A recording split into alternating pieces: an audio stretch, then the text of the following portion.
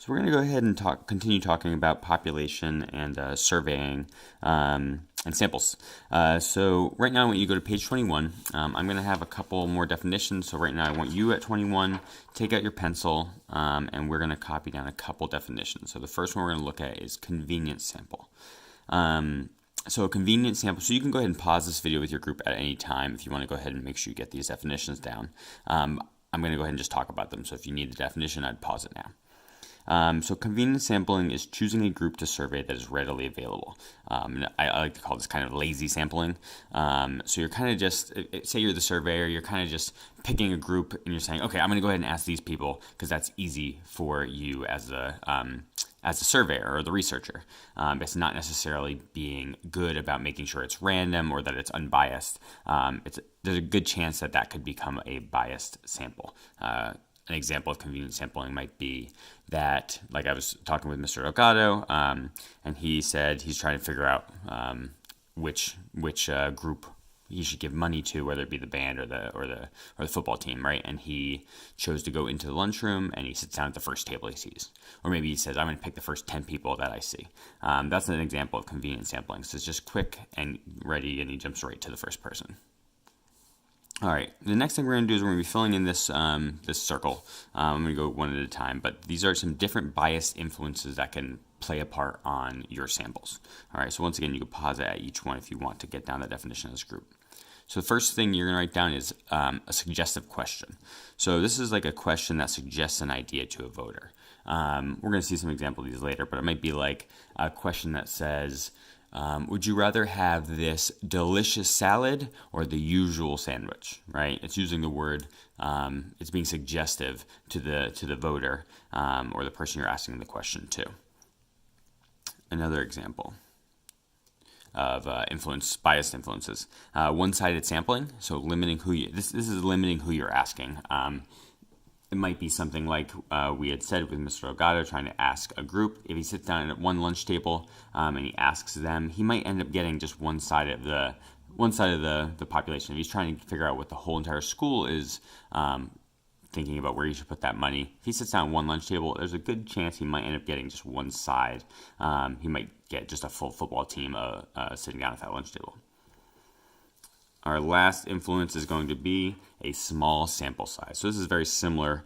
It can lead to one-sided sampling, but you're surveying a very small group, and it can raise the chance of not representing the population. So when he sits down at that lunch table, if he only asks, say, 10 people, or the first 10 people that walk in, maybe the band had just let out, right?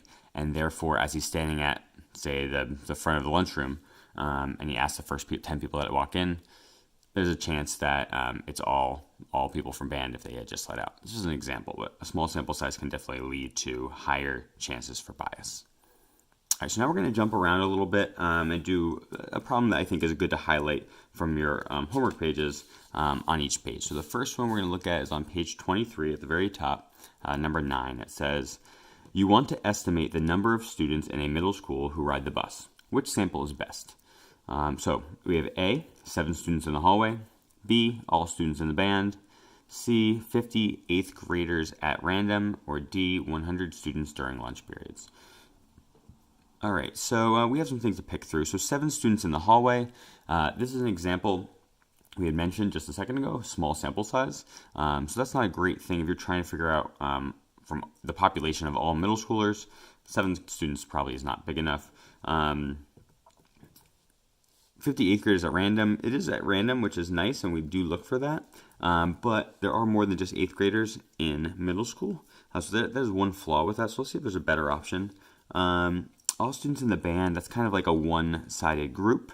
So we want to try to avoid that. So I'm going to cross out B and A. And then 100 students during lunch periods. Okay, so the good thing about this, it doesn't mention that it's random. We're going to go ahead and give it the nod there that it might be random. But the thing that is beneficial about this is that during lunch periods involves everyone, not just 8th graders. So it's a little bit more indicative of the entire middle school population, which is what we're trying to find out. So I'm going to go ahead and say that D is best, and C is right around there. I'm going to cross it out, but I'd say that D is probably the best for the reasons we had just explained. the next one I want to look at, so the rest of this page might have been a little confusing for your homework, talking about making predictions. We're actually going to do that in the next video, so that'll make a little more sense after this. All right, we're also going to take a look at, on page 24, the top, it says, you want to survey students in your school about their exercise habits. Tell whether the following will give you a random sample. Justify your answer. So we'll go through these two. So it says you select every 10th student on an alphabetical list of the students in your school.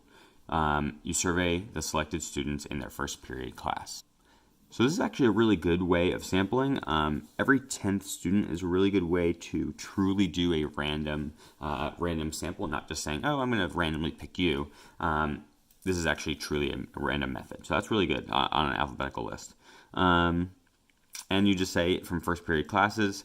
That is another way. It goes along with that. It's every 10th student, and you go ask them in first period. That seems pretty good. So this is actually, yeah, I would say this gives a random sample.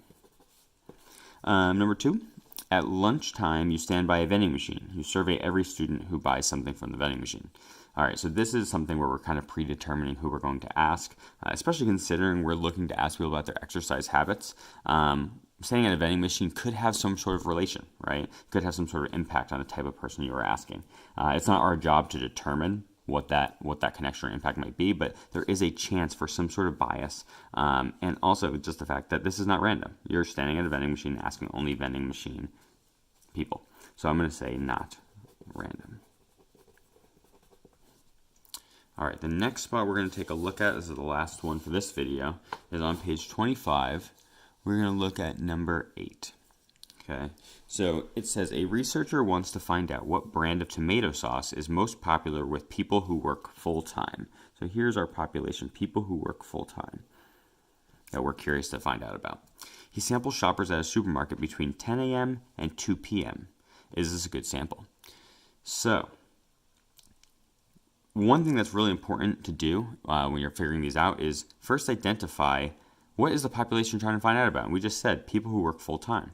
Now, when he's sampling shoppers, it's from 10 a.m. to 2 p.m., okay?